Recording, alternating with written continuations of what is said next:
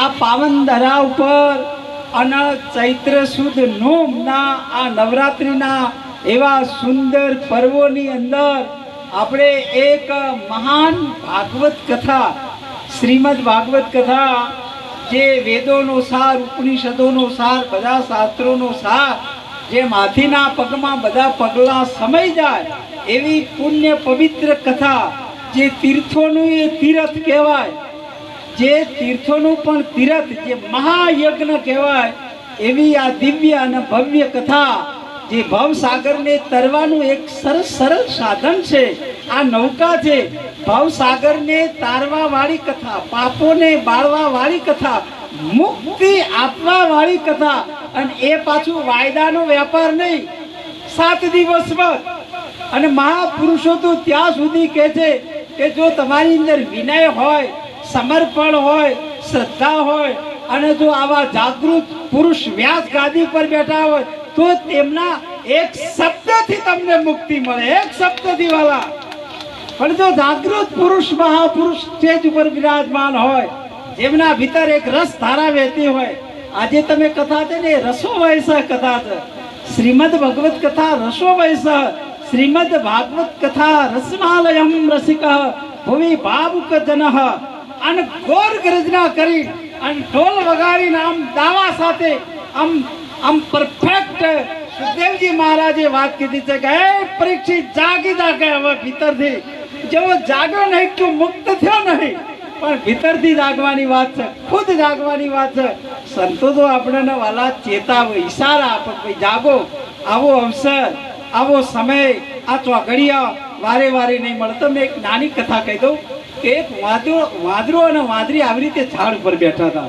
સાંભળજો, બહુ સમજવા જેવી એક રોચક કથા છે, સમજવા જેવી છે. તો બંને ઝાડની ડાળી પર બેઠા હતા, નીચે એક પાણીનો કુંડ હતો, અને એવા સમયે આકાશવાણી થઈ. આકાશવાણીએ બોલ્યા કે ભાઈ આ સુંદર ચોઘડિયું છે, સુંદર પલ છે, સુંદર યોગ છે, સુંદર સમય છે. જો અત્યારે આ કુંડની અંદર કોઈ કૂદકો મારે તો એ સીધો મહામાનવ બની જાય. એટલું સાંભળતા જ પેલી વાંદરીએ કૂદકો માર્યો અને સીધી અપ્સરા બની ગઈ, મહામાનવ બની ગઈ. વાંદરો વિચાર કરતો રહી ગયો, ઓહો વાત તો સાચી છે, જો આ મહામાનવ બની, આ અપ્સરા બની, લાવ હવે હું કૂદકો મારું. અને વાંદરો જ્યાં કૂદકો મારવા ગયો ત્યાં આકાશવાણી થઈ કે ચોઘડિયું થતું પલ જતી રહી, હવે ભેળ પડશે નહીં વાલા. અરે વાંદરાને પસ્તાવો છો, ઓહો હું રહી ગયો, હું રહી ગયો કૂદકો મારવા. એમ આ રસ્તાળા વહી રહી છે, આ ભાગવત કથાની આ અમૃતમય ગંગા છે.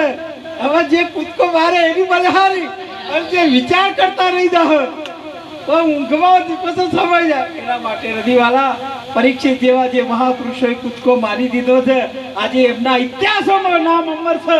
એમનું નામ લઈને આપણું દિલ ગદગદ થાય છે. વાહ, ક્યાં ભારતની ધરા ઉપર કેવા કેવા મહાપુરુષો આવ્યા છે, કેવા કેવા ઇતિહાસો રચાયેલા છે. અને એ ધરા ઉપર જો આપણે જન્મ લીધો હોય અને આવું દાદાનું શરણ મળ્યું હોય, આવા વક્તા મળ્યા હોય, આવા રાધેશ્યામભાઈ જેવા પ્રેમી, એ તો હું તો સંત જેવા છે. આ બધું આયોજન કરવું, દોડા દોડી કરવી, બજરંગબલીની જેમ પર્વત આખો ઉપાડી લાયા અને સળંગ મારીને દરિયો કૂદી ગયા. પણ મહત્વની વસ્તુ એ છે કે બજરંગબલીનો કોઈ અભિમાન નથી કે હું કરું છું એનો. જ્યારે પૂછો ત્યારે એક જ પરિચય આપે, રામદૂત મેં જાનકી માતા.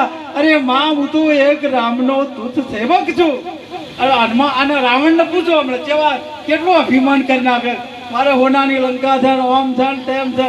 પણ અભિમાનથી વાલા કોઈ સફળતા ના મળે. અભિમાન આ માણસની આંખ ઉપર એક ચપટી પર અહંકારે એની આંખો બંધ કરી રાખી છે. એ ઊંઘમાં છે વાલા, અહંકારમાં એની